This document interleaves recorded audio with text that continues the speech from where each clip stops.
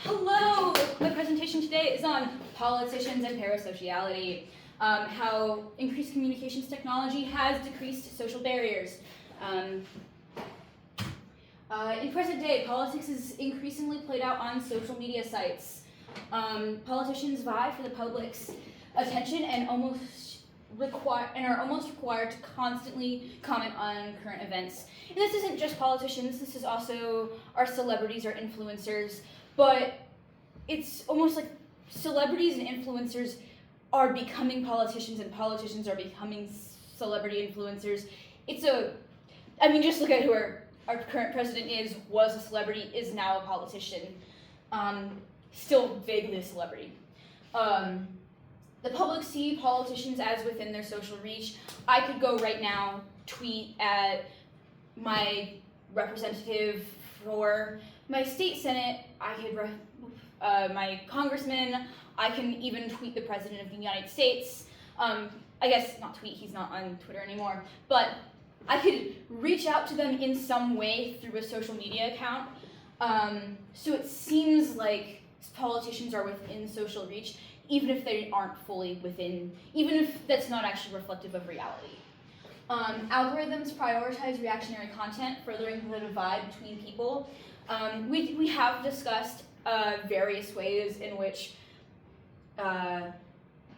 America has been divided in the past, but how those divisions are currently playing out is very much affected by this algorithm, even if it's not, and it doesn't necessarily reflect true life, but it is reflected by numbers and is reflected, and the algorithm very much is affecting politics. And then memes have an increasing presence in how elections will turn out. 2016 election was very much heavily influenced by memes, and some people blame the fact that Kamala Harris couldn't do a good meme on why she didn't. That's not the only reason, but and she was really trying to get memes popular because she wanted to win that election. And so increasingly, social media presence is important in elections. This all demonstrates an increased perception that the government is always there to explain themselves or do specific things that people want them to do, and also we're just fun people to hang out with, which is not necessarily true. But there's a precedent to this from before the internet. Fireside chats, FDR was talking directly to the people. People had radios and stuff in their homes and could hear him talk, and it very much decreased the perception of, oh, the president's just some guy, and he's powerful, but I don't know who he is. Now you know him. Now he's talking into your ear, and it very much decreased that social barrier. And in An Ordinary Woman Appeals to Her Government, we see how this woman is personally appealing to the government, specifically Eleanor Roosevelt, which is an interesting touch to me, for help.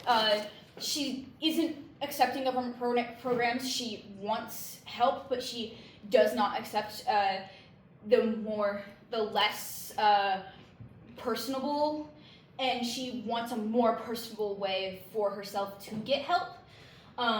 She's specifically asking for a loan, which I think is interesting because I do not think that it is true anymore that people would ask for a loan. I think people would, if this stuff like this is to happen, people want help, but there is now, I think, a difference from this, more of a deserving, I deserve to get this, which some things, yeah, no, you do deserve to get that, but also sometimes it's like, you don't need a third car.